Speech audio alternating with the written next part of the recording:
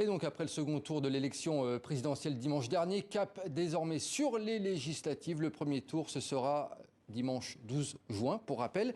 Et les tractations, eh bien, elles ont déjà commencé. Que retenir donc de cette semaine de campagne électorale? Décryptage ce soir avec Nathalie Saint-Cric, journaliste politique à France Télévisions. Bonsoir Nathalie. Bonsoir Nicolas. Également en direct avec nous, Pascal Dewitt. Vous êtes professeur en sciences politiques à l'Université libre de Bruxelles. Merci d'être en direct avec nous, Pascal Dewitt. Je commence par vous, Nathalie Saint-Cric. C'est la tradition, bien entendu. Quelle est pour vous la séquence phare de la semaine?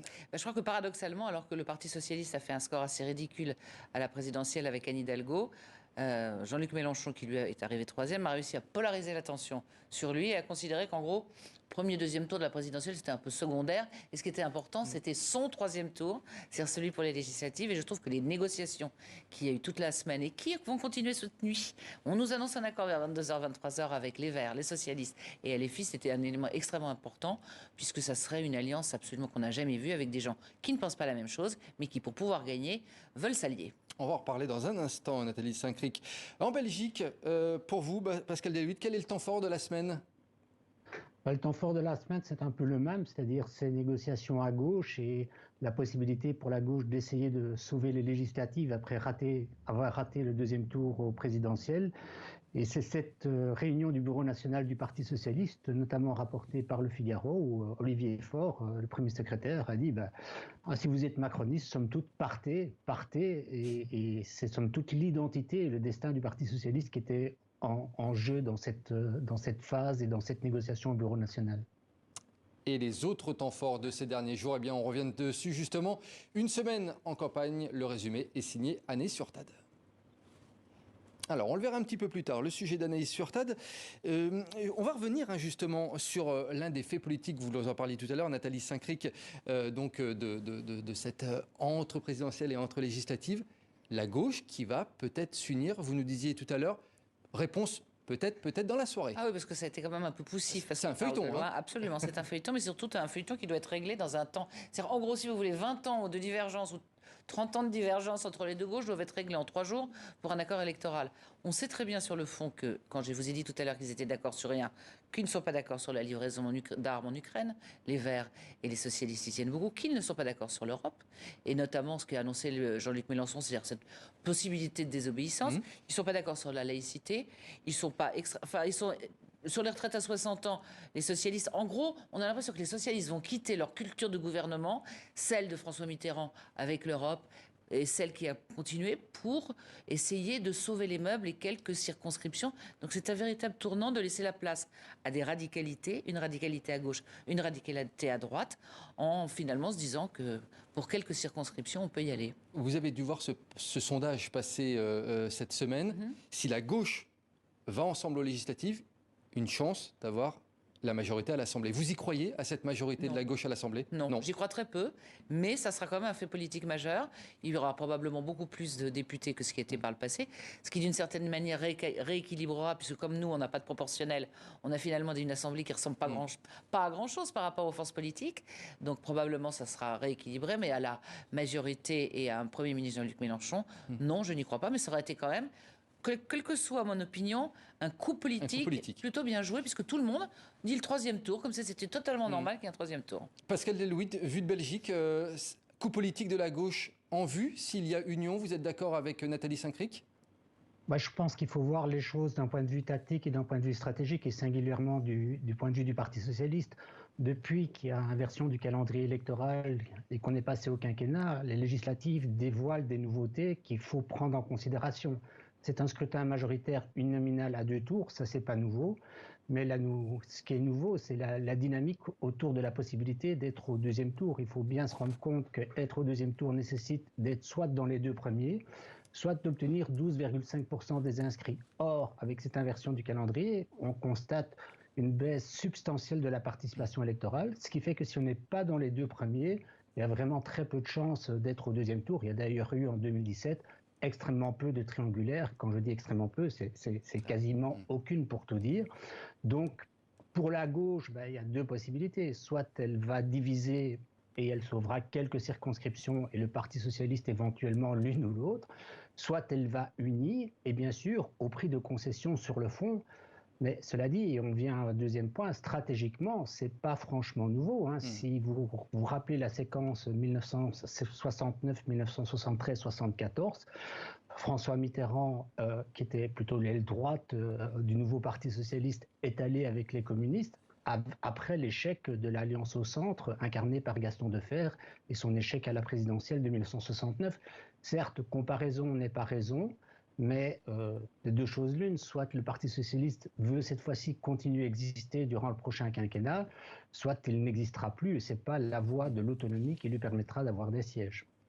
Pascal Delouit, on va regarder ensemble et avec vous aussi Nathalie Saint-Cric les autres temps forts donc, de cette semaine. On va en parler juste après. C'est un résumé qui est signé donc Anaïs-sur-Tade. Au lendemain du second tour de la présidentielle, les journalistes ont pris des nouvelles de la finaliste. Le président réélu s'est retrouvé sous une pluie de tomates. Et je suis aussi le dépositaire de ces colères. La droite a fait preuve de pragmatisme. Si c'est pour disparaître, on a besoin de personne. Qu'est-ce qu'il faut qu'il... On peut le faire tout seul. Et la gauche a cafouillé. Fumée blanche ou fumée noire alors? C'est l'heure d'une semaine en campagne. La course à l'Élysée, c'est terminé. Place à la bataille des législatives.